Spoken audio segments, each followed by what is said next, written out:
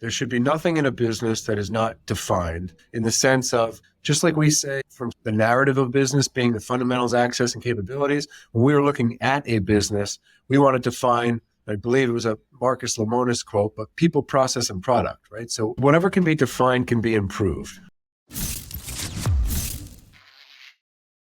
All right, folks, welcome back again. Like, comment, share, engage. As always, help me beat big tech. Say something nice, say something mean. I don't care. Just increase the engagement, subscribe, and give us some love for today's call. I've got Arthur coming on. We're going to talk about strategic exits, opportunities for growth in M&A, which is mergers and acquisitions. We're going to talk about how they're not just creating transactions, but transformations in business, because it's important to understand when you're buying something and how to transform that buying into an opportunity so you don't lose that opportunity as you build or buy a business. It's very important to understand how to do that correctly. So I brought Arthur in here today.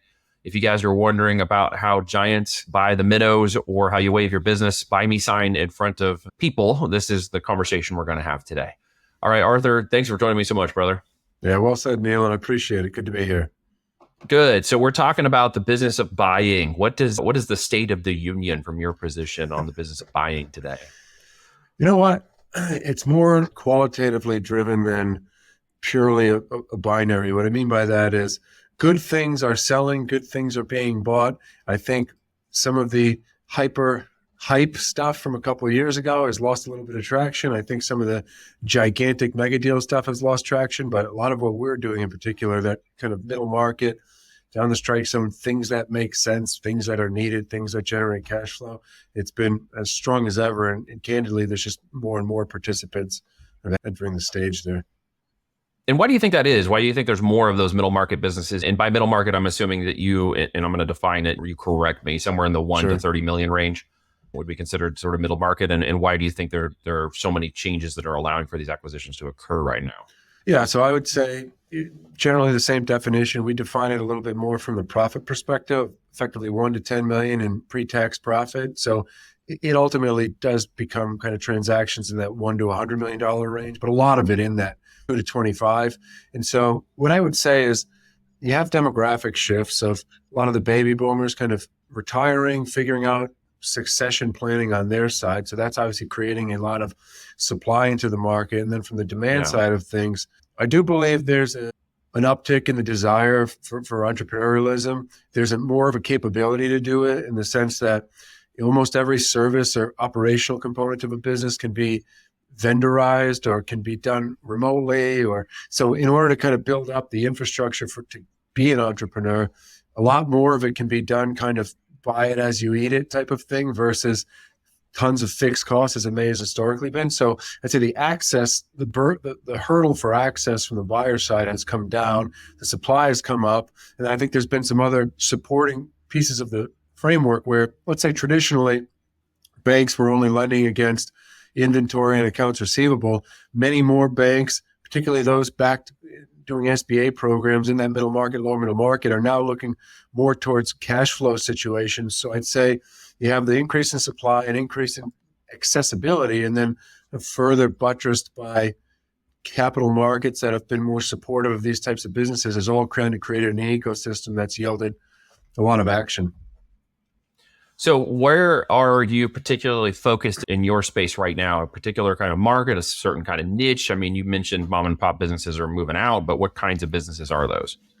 Yeah, so we broadly define what we work on. So you have buy side and sell side. So buy side being those people that represent whether it's private equity or acquirers of a certain sort. Sell side being people like ourselves who we are helping companies either sell or secure capital.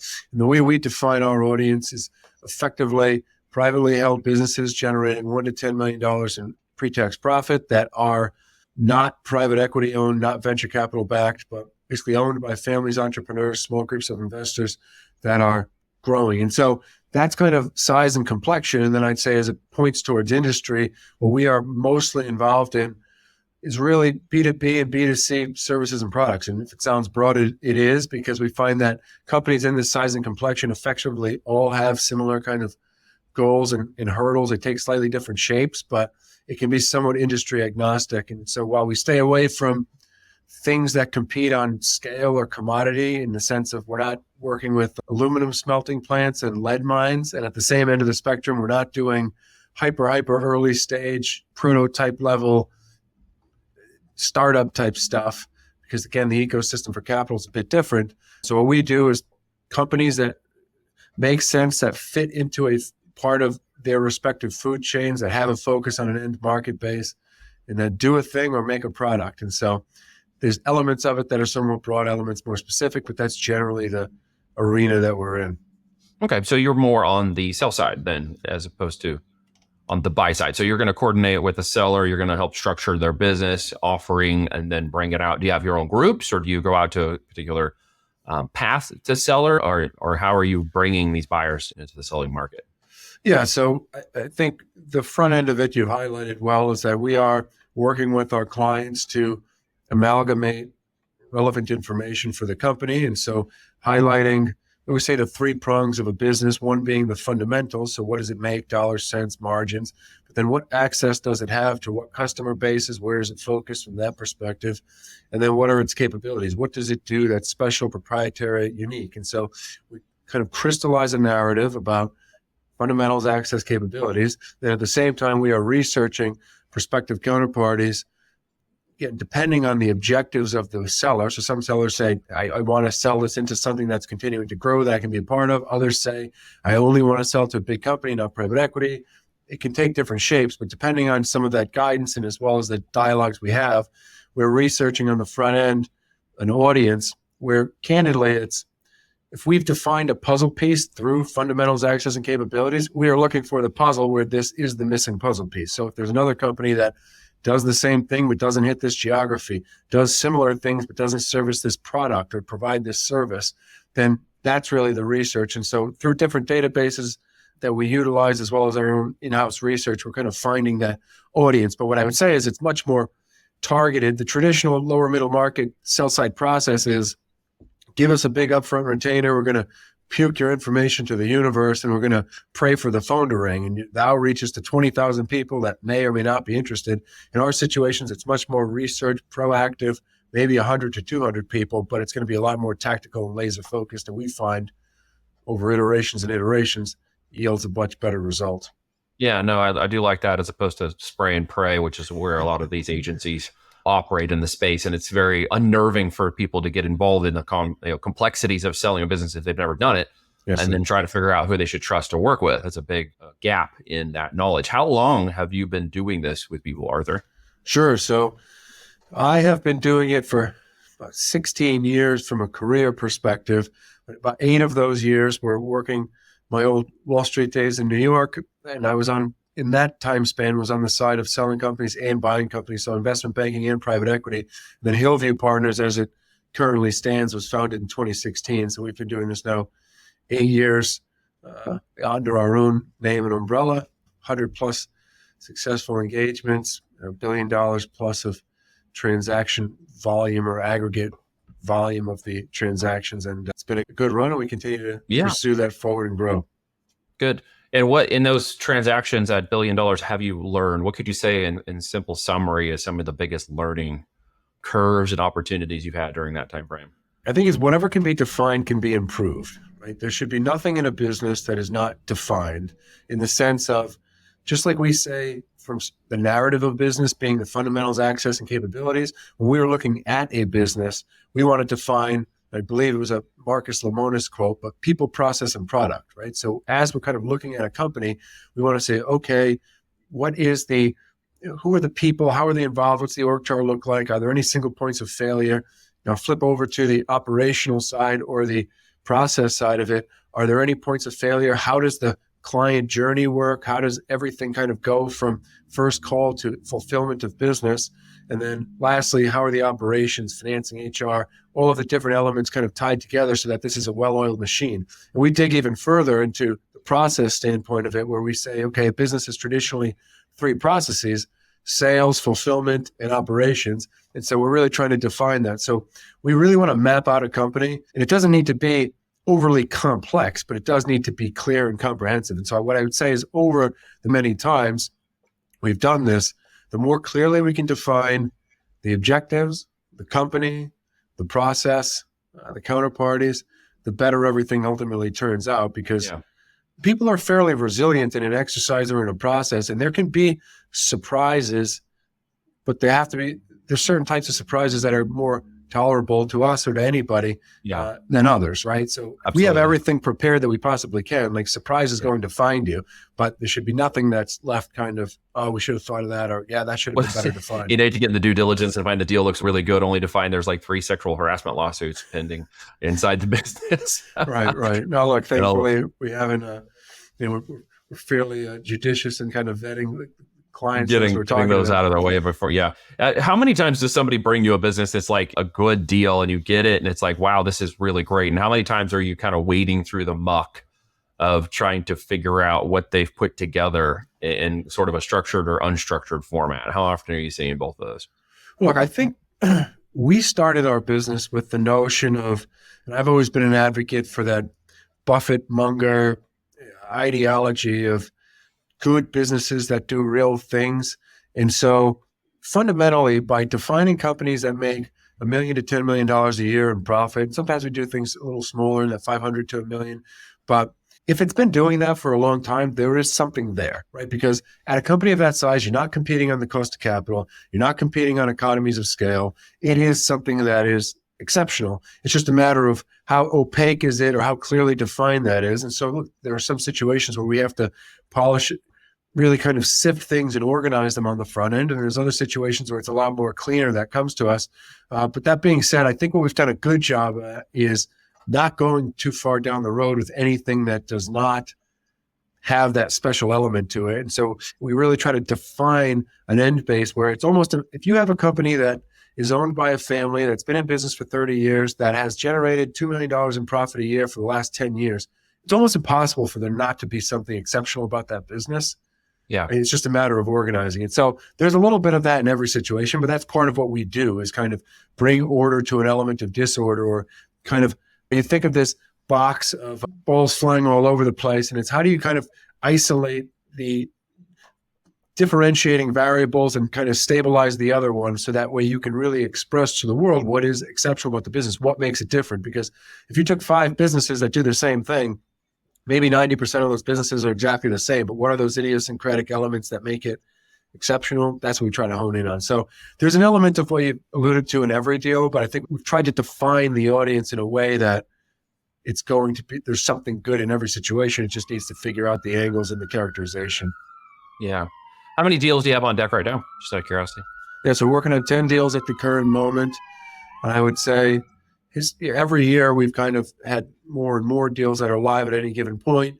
And at its current stance, we tend to be somewhere between 8 and 12 at a time. And I think goal for the years to get that more towards the 20 range.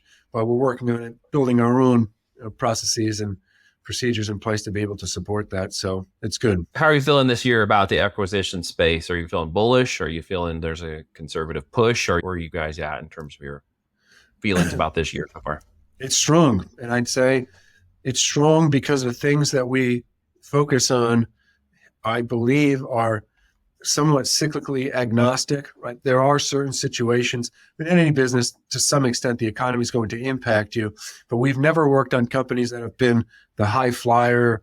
Hey, we've got an app that makes cat noises and 1 billion people want it. And it hasn't made any sales. But I get it. People have gotten very wealthy doing some of those things, but it's never been our area of focus. And so what I would say is that when economies grow and contract, not every element of the economy grows and contracts pro rata. So even though you might see deal volume, people call us and say, I heard deal volume's 30% off for the year. Yeah, but it's disproportionately weighed towards IPO ABC rounds for companies that are pre-revenue or whatever. And certain business types. Yep. Right. So I would make the argument that the ends of the bell curve, if you will, are somewhat rotated into the things that we do. So let's take, for instance, if we had a software company that made a few $1 million a year in profit, and we went to go show it to Microsoft or Oracle, they're spending less time looking at the moonshots and more time looking at things that work, because the corp dev groups and all these major companies, they know you don't get fired buying companies that make consistent profit. Now, they might not put you on the front of the newspaper and have a parade for you, but in terms of self-perpetuation, if you will, of these companies and of the people that work at them, it's always going to be better to kind of strike for value. We always say good deals at a fair price versus fair deals at a good price, or trying to find the lottery ticket. So I think that's the environment we're in. And as it trickles down into our business, it just creates a tremendous amount of strength because the numbers don't lie at the end of the day. If the business has made $2 million a year in profit for 10 years, I don't need to, it helps to paint that trajectory, that addressable market, the path forward, how it could do all these wonderful things. But fundamentally, it does what it does. And that is beyond refute, right? It's just data. So I think that's kind of how we view the market and how we look at it. Yeah. No, and it's good insights. I appreciate you sharing that. Obviously, you spent some time in this marketplace, so you know pretty well what you're doing. What do you consider to be the most exciting part about your business and your job? Like what gets you up and going every day? I like that it's the people interaction of business, right? Because as much as our world has become somewhat virtual and tech-driven and this and that, it's fundamentally the people that have grown these businesses.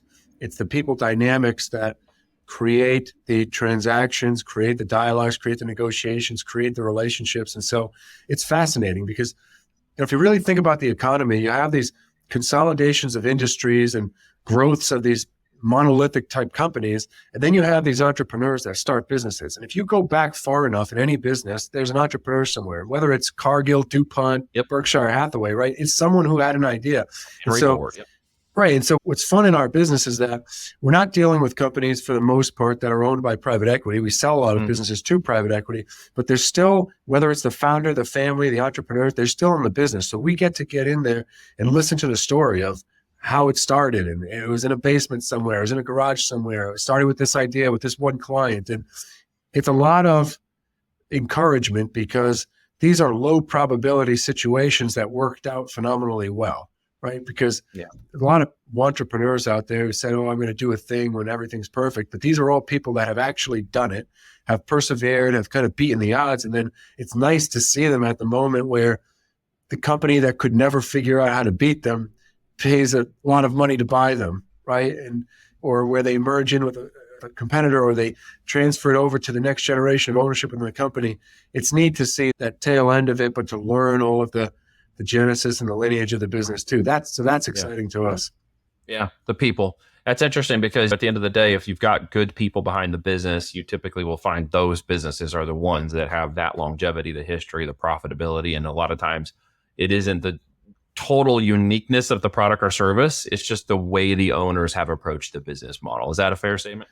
I would say that if you looked at a very successful company and a not so successful company, again, 95% of the company is the same. There's going to be a slight nuance or a slight edge, just something that they're a little bit better at, whether product, service, or offering. But what they really then expand upon that advantage is doing all of the unexceptional things exceptionally well and for an exceptionally long period of time. So it's just, it's not really, that they're all 95% free throw shooters. You know what I mean? Like they just keep hitting it every day. And that's the impressive part. That's what we try. That's because they're taking a whole lot of shots. Yeah, exactly. We know how it gets in that business. And you also understand that you can have a great business and a bad partner and it won't work. And you can have the mediocre business with a great partner and watch it take off into a great business. At the end of the day, it gets down to the people in the business. Look, I think people are oftentimes, and I've said it to family and friends, people are oftentimes looking for the $1 billion idea. I say, give me the $1 idea and just iterate the hell out of it, right? Just sell it to 1 million people, right? Right. Just do it over and over again. Be the best at it. And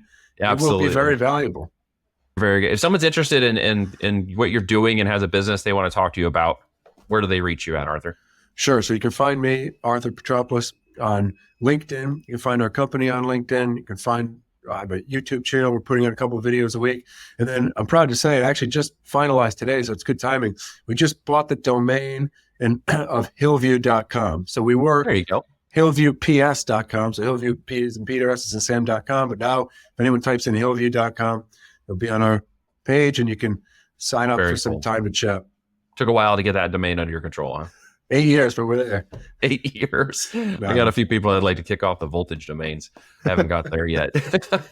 In time, right? Patience in business is a marathon, isn't it? I mean, it's never a sprint to these deals. How long does speaking of which, how long does an average deal take for you guys to complete? Sure. So one of our strong competitive advantages has always been the timing of things. We really know how to get deals to the market quickly, effectively, efficiently, how to feed the information to the counterparties on how to drive the negotiation. So honestly, we want start to finish in 6 months. We want offers at the 100-day mark. We always say 10 hours of our clients' time until we get to the offers. Now, there are certain, so you have the front end of the transaction being our work largely, and then the second half of the transaction is a lot of confirmatory diligence with the acquirer. That second part of it can drag on a bit in different situations for different reasons. But in any deal that we're working on, the goal is start to finish in 6 months. It can linger to 7 or 8, but very rarely does it go beyond that. So, and that's important. Normal. Yeah. In today's environment, it's important. I mean, historically, a lot of these were 18 to 24 month situations. And like we know, the world just changes too much in that kind of time frame. Yeah, exactly. Too fast to go beyond that certain time frame. That's a good period of time to kind of figure out if you're headed the right direction in the numbers and people or going the wrong way pretty quick. Yeah, precisely. It doesn't have to be localized to you, or can they be anywhere? Do you geographically kind of limit yourself to a certain area, or is it anywhere in the world? Or no, so it's good. It's a good thing you brought up. Is we are functioning globally at this point. Even when we started, we were national, and we always had the idea that clients in this range were underserved because historically our business has been a very hyper regional business, right? Where it was the local business broker who was working with the guys that own the lumberyard or whatever it might be. But businesses themselves in the middle market and lower middle market have become more national and global in the way they operate. And so it only makes sense that they need representation that does the same thing. So we are now working entirely covering the United States, doing good work in Canada, South America. Excellent. So where there's a business person listening to this could be your opportunity. Yeah, so last question for you. If there's somebody I could introduce you to, somebody you want to meet, sit down, have lunch, and haven't had a chance yet, who would it be? Who's your big, hairy, audacious interview? In terms of a specific person's name? Yeah, person. Yeah, person. Yeah, I mean, look, if I always said Warren Buffett would be that type of person, because I think and Charlie Munger said it too, but there's the buying and the selling, but the waiting, right? And the patience component of business is one of the hardest parts, because you'd never know when you're growing a business whether it's everything's going the right way, if you just need to keep doing the same thing for more, or do you have to do something different? And I think Buffett's been perhaps the greatest example of someone who could just sit and wait. And I think it's underemphasized in this world of constant content digestion, of the ability to embrace the silence and the uncertainty. So that would be it in my part. Love it. Well, we've had everything from Elon Musk to Warren Buffett has not come up yet, surprisingly enough, which is cool to hear that name. Andre 3000 was another one I heard the other day. So everybody's on that. Anybody you want to talk to is a possibility. Well, that's Arthur, is there a question I didn't ask you that maybe you wanted to get to that I didn't bring up yet? No, look, Neil, I really appreciate the time. This is good. I mean, I would say, from your perspective, because I ask you the question, is you're working with people that own businesses and run businesses. What part of the exercise do you think is the most opaque to them, or the most kind of confusing to them, that when they think about capital or selling a business, they say, oh, I really don't know about that part of this thing, really confuses me. Anything that strikes you in your conversations? Yeah, I mean, a lot of times it's difficult for people at their current situation to realize how much bigger the abundance of opportunity in selling your business actually is. Yeah. I don't think they quite grasp the numbers. It's kind of hard. I think we kind of get a bit of zero stroke these days when we hear the numbers like trillions being thrown around. Yeah. And really understanding the size and scope of that physically is quite hard to imagine. So I think a lot of times with the situations, they feel very limited in their understanding and limited in their comprehension of what that actually means, and lose sight a little bit of that opportunity to continue to work forward for the opportunity of exiting that business. And in a realistic amount of time frame. I mean, now we can, with the world we're setting in front of, build businesses in 3 to 5 years that used to take 30 years, right? That's true. And so you can see numbers and things of abundance now that are quite fascinating. And I still think that doesn't quite resonate with the limiting beliefs of a lot of people who are maybe listening to this or thinking about it or wondering how they could get started, or they're in the process of building past that first million in sales and they haven't even hit their first million in profit yet. And they're wondering how much longer or when it's going to take. And I think that, again, I think people have a limiting belief based on situation, and money and availability of certain things, time or money in their life. And they tend to kind of still lean on the limitations of that. Yeah. And they don't see it moving. It's an ever shifting river of time and money. and it happens to move and change locations. And sometimes it's just you're farther away from the river, and sometimes you're closer to it, just depending upon where you are, right? And the real question is how to get closer to that river, because it's always moving and ever flowing. And as we've seen in 8 years of your business, you've gone through some pretty tumultuous times that 8 years prior to that would have looked very different in terms of the economic standing of our country and business in the world, frankly. That has changed pretty dramatic. And so I very much see the changes coming. And I really wish people would have less limiting beliefs and more abundant thinking, because there's just so much out there right now. Right, well said, Neil. I couldn't have said it better myself, but I agree. There's an immense amount of opportunity in these next 20 years to do things that, to your point, would have taken a century to do before. So I think the more people can embrace that, the more they'll ultimately accomplish. I often joke the bar is so low you could just fall over it these days. I mean, it just is so low nowadays. Just got to get out there and try and do something. And if you got a business and you're looking for a way to do it, and you're looking for a way to sell it, and you want to get on the other side of this conversation, you got to connect with Arthur, folks, and talk about what he's doing in business and see what happens. Man, thank you so much for coming on and spending some time with me today. You got it, Neil. I appreciate it. Thank you.